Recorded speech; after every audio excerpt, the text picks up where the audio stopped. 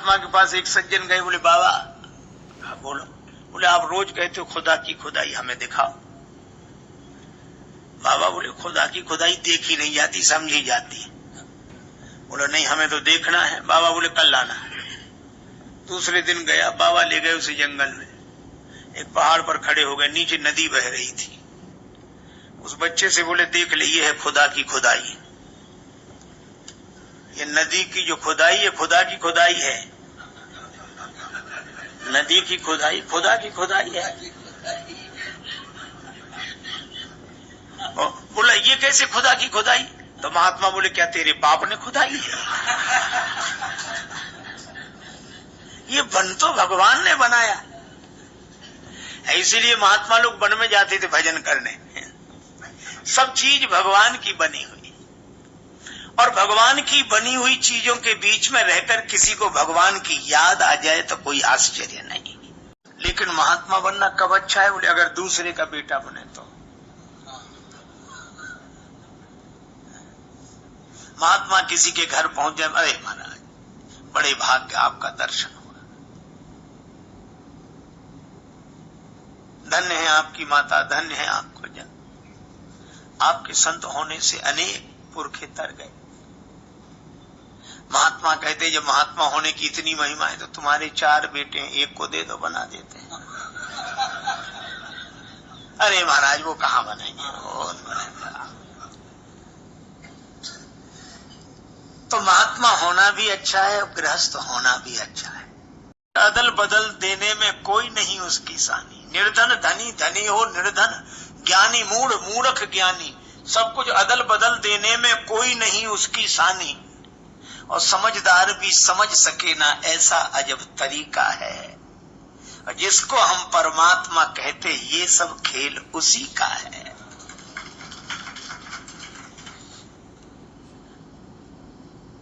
मिट्टी काली पीली हरे, बन आसमान का रंग नीला, सूर्य सुनहरा चंद्रमा शीतल, सब कुछ उसकी ही लीला।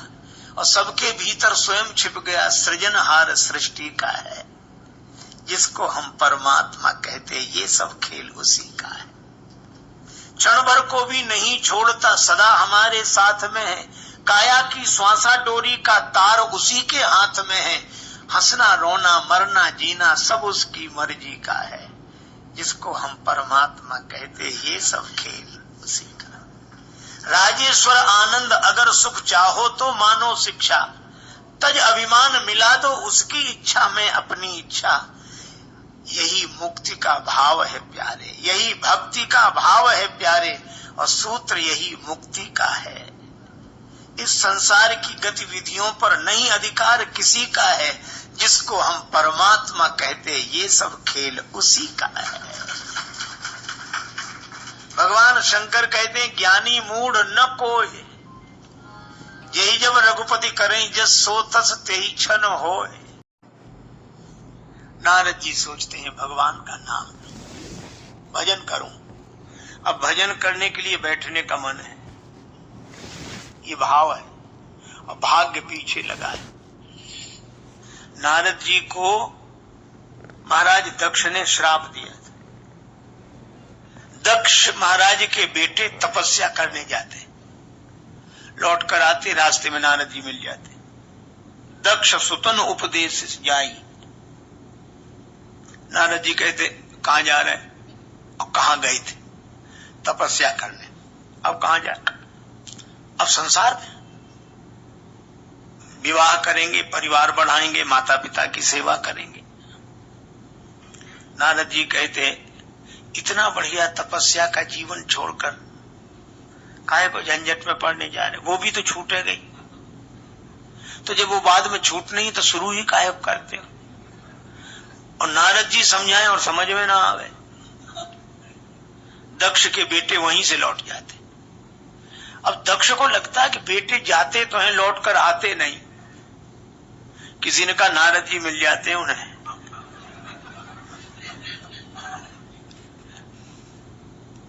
दक्ष ने नारद जी को श्राप दिया कि 2 घड़ी से ज्यादा नहीं ठहर सकते कहीं, और श्राप लग गया।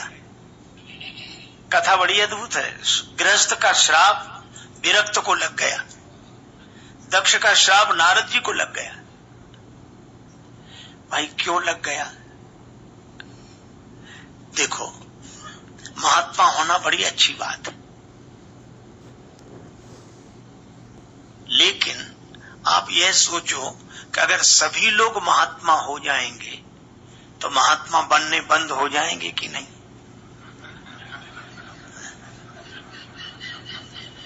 सभी साधु हो जाएं तो साधु होने बंद। इसलिए गृहस्थ होना जरूरी है। अगर गृहस्थ न होते तो महात्मा का जन्म कहाँ होता? अरे महात्मा की कौन कहे, परमात्मा कहाँ अवतार लेते, कहाँ प्रकट होते। कभी कभी लगता है कि महात्मा से एक अर्थ में गृहस्थ की महिमा अधिक है। जैसे शहर में दो सड़कें होती, एक होता बाईपास रोड और एक वो शहर के बीच से जाता है। आपने कभी विचार किया बाईपास पे जाम नहीं लगता? जाम जब लगता है शहर की सड़क पे लगता है।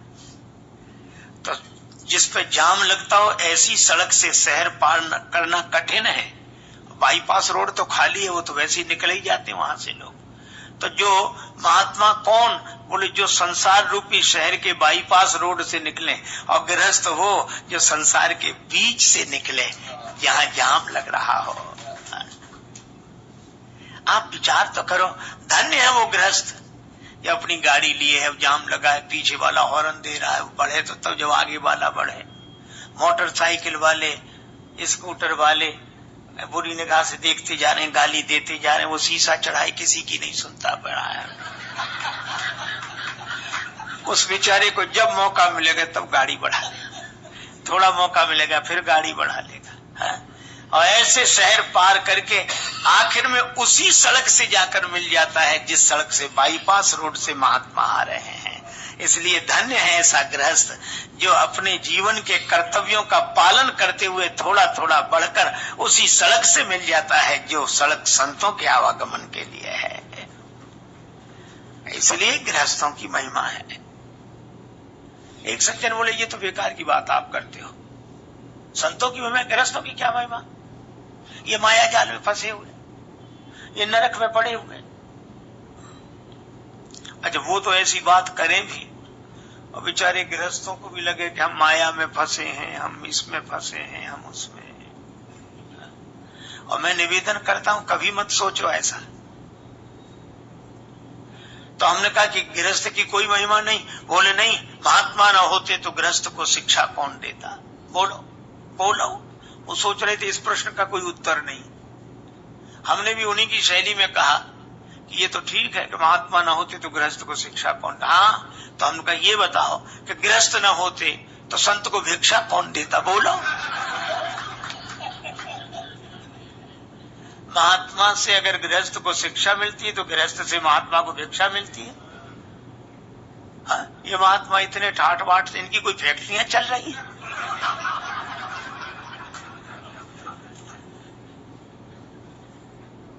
ये गृहस्थों के कारण ही तो।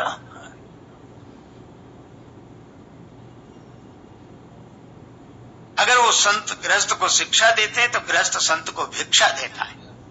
और अगर शिक्षा से गृहस्थ का परलोक बनता है तो भिक्षा से संत का लोक बनता है। संत गृहस्थ का परलोक बनावे और गृहस्थ संत का लोक बनावे। उनको संतुष्टि नहीं हुई, नए नए बने थे, बड़े क्रोध में बोले कि मैं महात्मा हूं। हमने कहा महाराज आप काहे कहते, दूसरों को कहने दो कि आप संत हो, बड़े अच्छे।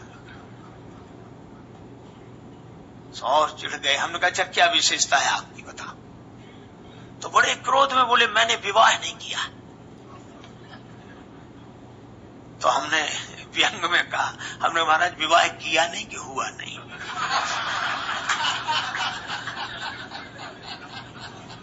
अब तो उनको इतना बुरा लगा, हमें नाराज होकर बोले चुप रहो, हमने किया नहीं। हमने कहा आप महान, आपको प्रणाम, आपने नहीं किया। लेकिन एक बात बताओ। बोले बोलो। हमने कहा आपने तो नहीं किया, आपके पिताजी ने किया था कि नहीं? बोले हाँ उन्होंने किया था। हमने कहा तभी आप जैसे महान संत जन्मे, तो गृहस्थ के यहाँ ही तो जन्मे। इसलिए गृहस्थ को गाली मत दो, गृहस्थ का सम्मान करो। गृहस्थ आश्रय है, 3 आश्रमों का आश्रय है, ब्रह्मचर्य वानप्रस्थ संन्यास, तीनों को आश्रय देता है गृहस्थ। इसलिए कहा गया धन्यो गृहस्थ आश्रम, ये गृहस्थ आश्रम धन्य है। बिना सोचे समझे कुछ भी इनके आश्रय में है। इसलिए मैं आपसे चर्चा कर रहा कि नारद जी को गृहस्थ का श्राप लग गया। सबको बाबा जी बना रहे, और बाबा जी बनाते रहोगे तो बाबा जी बनने बंद हो जाएंगे। अब नारद जी 2 घड़ी से ज्यादा कहीं ठहर ना पावे, तो उनको लगा कि 2 घड़ी से ज्यादा कहीं ठहर नहीं सकते, कोई बात नहीं, ज्यादा जगह जाएंगे, ज्यादा लोगों से मिलेंगे, ज्यादा जगह जाएंगे, ज्यादा लोगों से मिलेंगे, और बढ़िया है। पर आज अखर गई बात, भगवान का भजन करना है और 2 घड़ी से ज्यादा कहीं ठहर नहीं सकते, तो भगवान का स्मरण किया। जानकी नाथ सहाय करे तब कौन बिगाड़ करे नर धेरो। जानकी नाथ सहाय करे तब कौन बिगाड़ करे नर धेरो। जानकी नाथ सहाय। इस पद में एक अद्भुत विशेषता है, नवग्रहों का वर्णन है, और नवग्रहों से ऊपर भगवान का अनुग्रह। ये नवग्रह प्रतिकूल भी हो जाए तो परवाह मत करो। सूरज मंगल सोम भृगु सुत उदयरु गुरु वरदायक तेरो। राहु केतु की नाही गम्यता संग सनेश्वर होत है होत सवेरो। जानकी नाथ सहाय करे तब जानकी नाथ सहाय।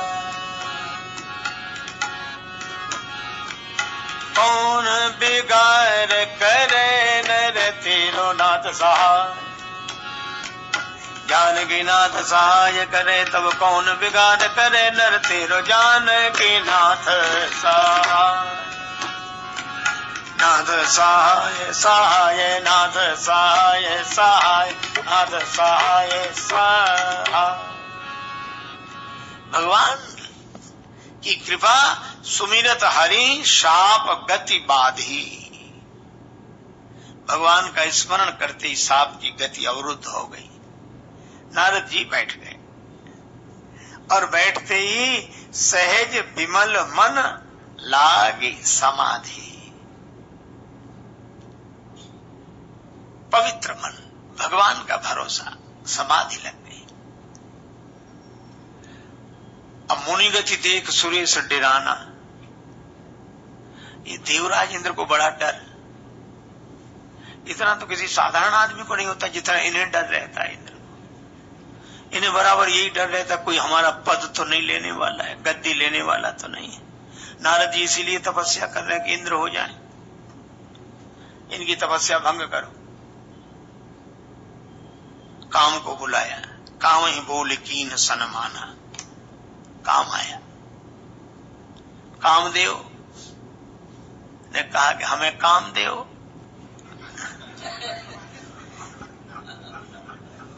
कहा कि नारद जी की समाधि भंग करो, जो आज्ञा। सारे सहयोगियों को लेकर गया, लेकिन काम कला कछु मुनि न व्यापी, काम कला कछु मुनि न व्यापी, काम कला मुनि को व्यापी ही नहीं, निज भय डरे मनोभाव पापी। अब उसको लगा कि नारद जी पर हमारा कोई प्रभाव नहीं पड़ रहा।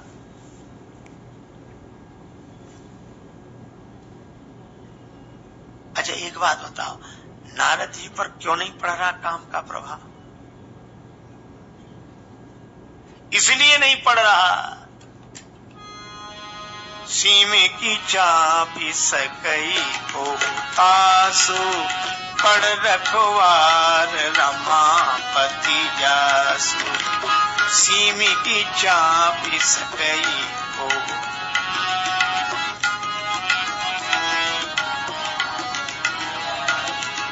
सीमी की चापी सकई को तासु, सीमी की बड़ रखवार रमापति जासु, बड़ रखवार रमापति जासु, बड़ रखवार रमापति जासु, बड़ रखवार रमापति जासु, बड़ रखवार रमापति जासु, बड़ रखवार रमापति जासु। भगवान रक्षा कर रहे हैं। खुली छतों के चिराग कब के बुझ गए होते, खुली छतों के चिराग कब के बुझ गए होते, कोई तो है जो हवाओं के हाथ थामे है। भगवान रक्षा कर रहे। नारद जी पर कोई प्रभाव नहीं पड़ा। अब जब कोई प्रभाव नहीं पड़ा तो काम ही नारद जी के चरणों में गिर गया। त्राहिमाम त्राहिमाम त्राहिमाम। नारद जी ने नेत्र खोले, काम तुम कब आए? कामदेव ने कहा कि प्रभु अपराध क्षमा करो, मैं आपकी समाधि भंग करने आया था, लेकिन मैं आपकी समाधि भंग नहीं कर सका। आप बहुत बड़े महात्मा हो, बहुत बड़े महात्मा हो, बहुत बड़े महात्मा हो। अब नारद जी पुरानी बात भूल गए कि सुमिरत हरि। क्यों भाई?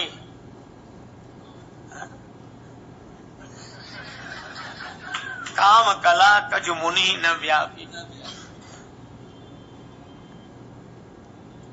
एक आदमी बोला, हम अकेले बैठे थे,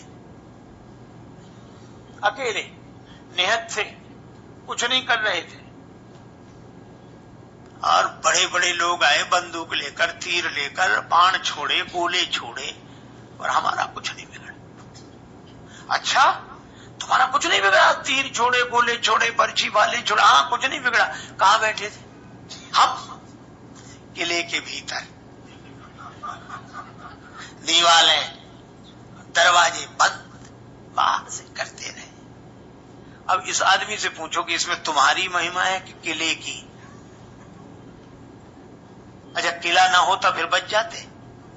मैं कहता हूं कि नारद जी बच गए भगवान की कृपा के किले की ओट में।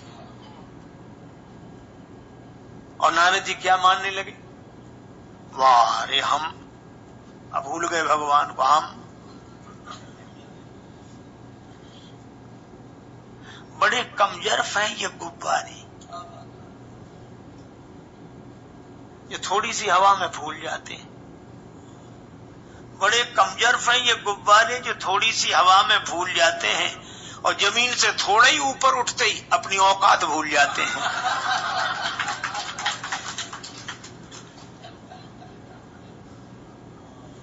कभी कभी पिता ही पुत्र को अपने हाथ में लेकर खिलाने लगता है, और खिलाते खिलाते अपने हाथ से बच्चे को अपने से भी ऊपर ले जाता है।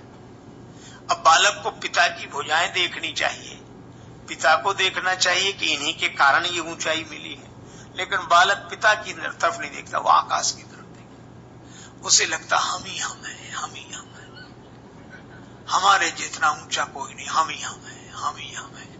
भगवान वो नहीं, भगवान भी नहीं, हम ही हम है। और तब पिता क्या करता, दोनों हाथ छोड़ देता, धड़ाम से नीचे गिरते और गिर कर कहता, अरे आप भी थे, हमें पता ही नहीं था। भगवान की भी परवाह नहीं कर रहे हैं। काम ने कहा कि नारद जी आप पर मेरा कोई प्रभाव नहीं पड़ा। नारद जी बोले, मुझे क्रोध भी तो नहीं आया, क्रोध नहीं आया। न काम का असर है और न क्रोध का असर। भयउ न नारद मन कछु रोसा, कहे प्रिय वचन काम परितोषा। और काम एक तीसरी बात भी सुन ले, क्या देवराज इंद्र से कह देना हमें उनके पद का कोई लोभ नहीं है, लोभ भी नहीं है।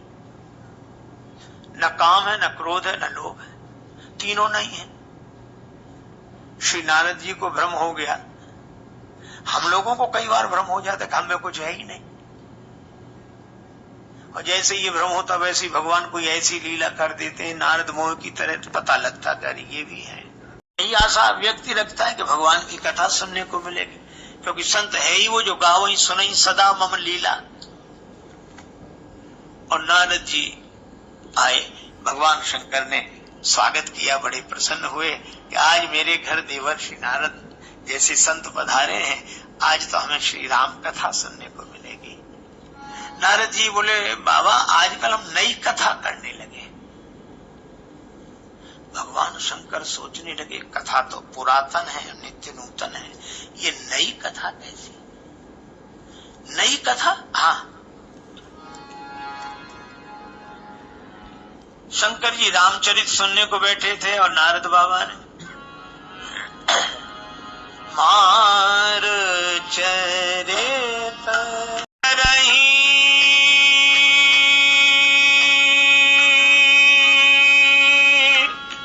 सुनाए मार चरित। कुछ कहे और श्रोता कुछ न बोले तो कभी कभी वक्ता उत्सुक होकर पूछता, क्यों कैसी लगी कथा?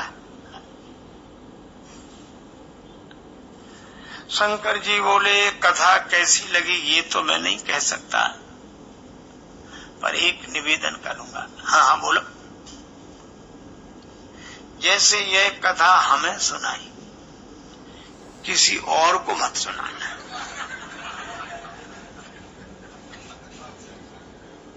नारद जी बोले, हमें तो भगवान से मतलब है बस। शंकर जी बोले, हाँ उन्हीं को मत सुनाना। शंकर जी ने ऐसा क्यों समझाया? बड़ा अच्छा संबंध है, अति प्रिय जाने, अत्यंत प्रिय समझकर समझाया। महेश सिखाई। अब भगवान शंकर ने इतना बढ़िया तो उपदेश दिया। शंभुदीन उपदेश हित, नहीं नारद ही सुहान।